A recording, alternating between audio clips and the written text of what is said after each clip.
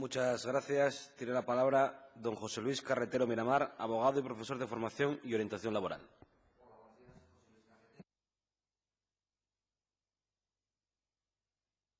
Vale. Soy José Luis Carretero. Yo creo que fundamentalmente lo que tenemos que ver aquí es que una sociedad radicalmente transformada, como es nuestra sociedad después de los últimos 30 años, precisa de organismos o estructuras institucionales bien distintas que aquellas que encontrábamos anteriormente.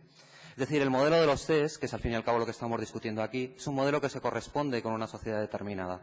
Es el modelo corporativo que se corresponde con una ciudadanía vinculada con el derecho del trabajo, muy relacionada con lo que sucedía en la Europa occidental en los años 60, en los años 50, en los años 40. Es un modelo que implica una democracia limitada y que implica una falta de control absoluto por parte de las personas que se supone representadas sobre aquellos que son sus representantes. Es un modelo, además, concretamente el de los CES españoles, que implica una representación puramente consultiva y que no implica efectiva iniciativa legislativa o efectiva iniciativa de ningún tipo. Es un modelo, por lo tanto, vinculado con un derecho del trabajo que ha sido radicalmente transformado en los últimos 30 años. Y ese proceso de los últimos 30 años que ha implicado radicalmente la destrucción y quiebra de ese modelo de derecho del trabajo se corresponde con el mantenimiento de un organismo consultivo, no controlable por los propios interesados, infrarrepresentativo, porque solo representa determinados intereses sociales muy concretos, y de eso hablaremos inmediatamente, profesionalizado, muy vinculado con una determinada comprensión de lo que son los expertos en los distintos temas de los que estamos hablando, y un modelo que además no tiene vinculación alguna con la nueva dinámica de generación de conocimiento que implica el mundo virtual y la globalización.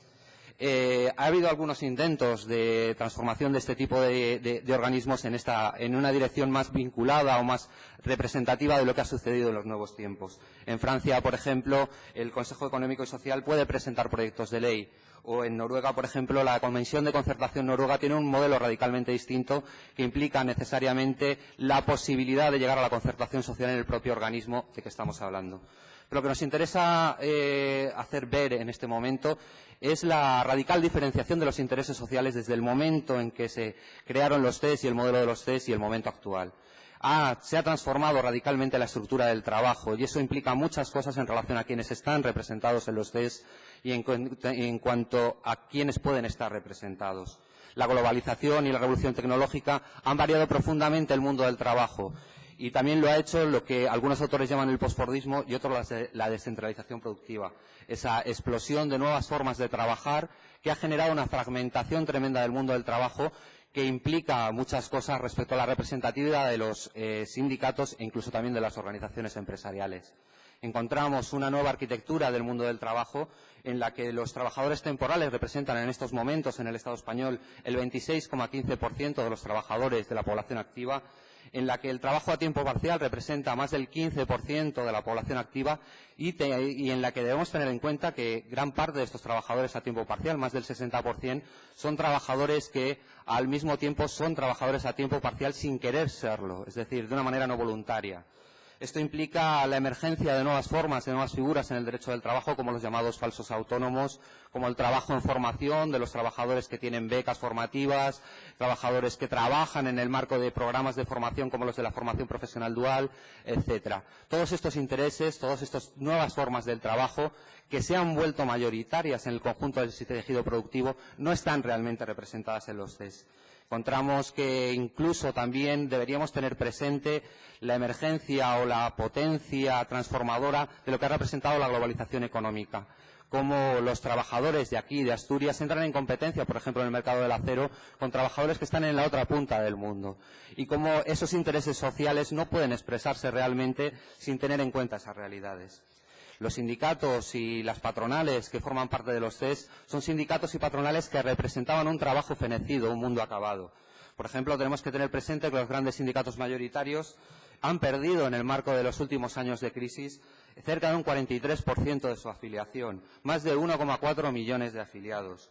Eso implica muchas cosas, como lo implica también el hecho de que la gran patronal represente fundamentalmente a las grandes empresas y no represente otros intereses por parte empresarial, como pueda ser, por ejemplo, el de los sectores de los autónomos.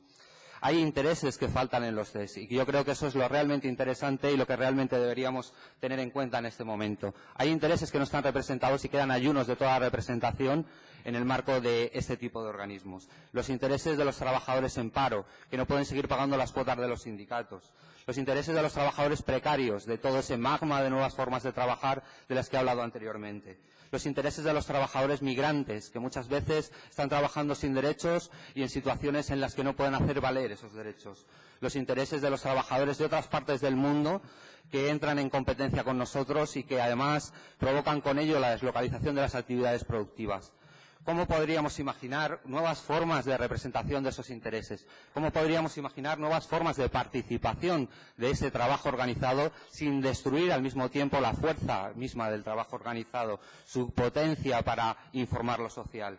Yo creo que hay que tener en cuenta toda una serie de realidades. Hay que tener en cuenta la centralidad hoy en día de mecanismos como el del llamado trabajo cognitivo, de la importancia de lo que es la participación del conocimiento en la creación de la riqueza social. Hay que tener en cuenta la posibilidad de ejercer mecanismos de representación omnicanal. Hoy que se habla de las aulas sin muros, de que se habla de la posibilidad de participar desde lugares muy apartados del globo por vía de la utilización de las redes telemáticas, hay que tener presente que la participación, la consulta, la representación puede ejercerse también de esas maneras. Y sobre todo hay que tener en cuenta esa diversidad y fragmentación del trabajo que implica necesariamente la representación de esa diversidad. Pero la representación teniendo en cuenta una cosa, que esa pluralidad implica que el trabajo organizado es plural y reclama también una representación directa.